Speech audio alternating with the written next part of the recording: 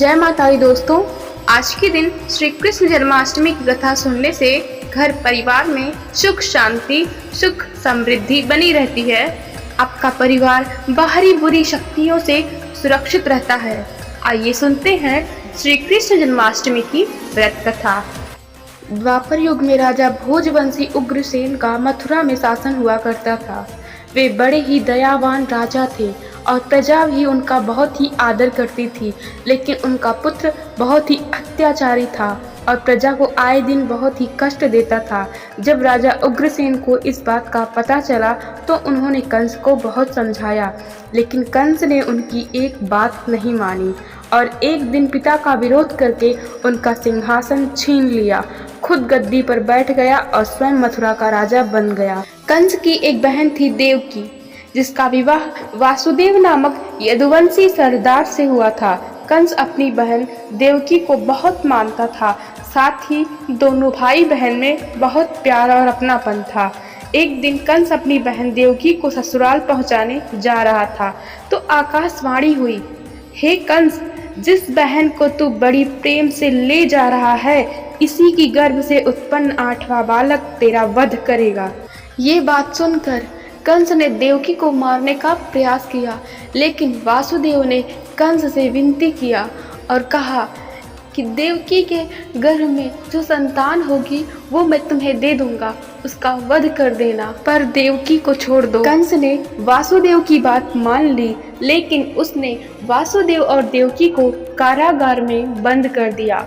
वासुदेव देवकी की 7 संतानें हुई और 7 को जन्म लेते ही कंस ने मार दिया। अब बारी थी 8वीं संतान की। कृष्ण ने इस दौरान कारागार में वासुदेव और देवकी पर पहरेदारी बढ़ा दी थी।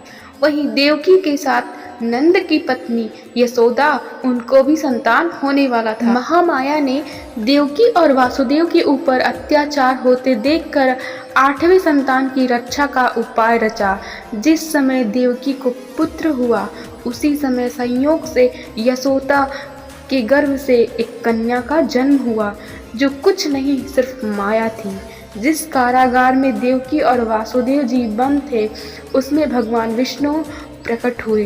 वे देवकी और वासुदेव जी से बोले, अब मैं पुनः नवजात शिशु रूप धारण करूंगा, ताकि तुम मुझे इस समय नंद जी के घर वृंदावन में ले जाओ और उनके यहाँ जिस कन्या ने जन्म लिया है उसको लाकर कंस को सौंप दो।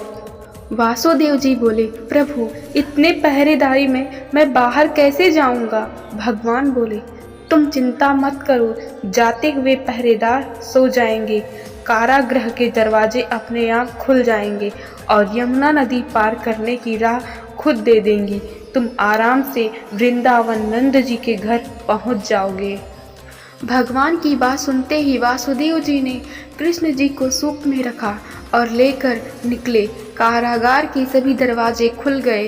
इसके बाद वासुदेव जी यमुना नदी पार करके नंद जी के घर पहुंच गए, जहां उन्होंने कृष्ण जी को यशोदा माता के पास सुला दिया और उनकी पास सोई हुई कन्या को लेकर मथुरा लौट आए। वासुदेव जी के कारागार के अंदर प्रवेश होते ही सभी दरवाजे अपने आप बंद हो गए। इधर कंस तक ये सूचना सैनिकों ने दे दी थी, देवकी ने एक बच्चे को जन्म दिया है। तुरंत बंदी गृह पहुंचा, तभी उसने देवकी के हाथों में उसकी संतान को देखा और उसने उसे ले लिया। जैसे ही कंस ने उसे धरती पे पटकना चाहा, वैसे ही वो कन्या आकाश में उड़ गई और उसने बोला, अरे मूर्ख, मुझे मारने से क्या होगा? तुझे मारने वाला तो वृंदावन पहुंच चुका है और वो जल्द ही तुम्हारा वध करेगा। ये बोलकर कन्या गायब हो गई और कंस परेशान हो गया। कंस ने सैनिकों के माध्यम से वृंदावन में जन्मे प्रत्येक बच्चे को मारने का आदेश दिया।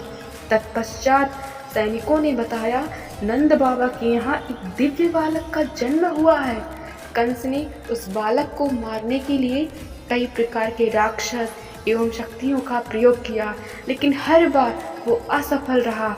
उसके द्वारा भेजे हुए सभी का वध बाल गोपाल कृष्ण के द्वारा हुआ। जब कृष्ण युवा हुए तो उनका कंस के साथ युद्ध हुआ और उन्होंने कंस के अत्याचारों से अपने जन्म देने वाले माता पिता को मुक्त कराने के लिए एवं कंस के अत्याचारों का समन करने के लिए कंस का वध किया।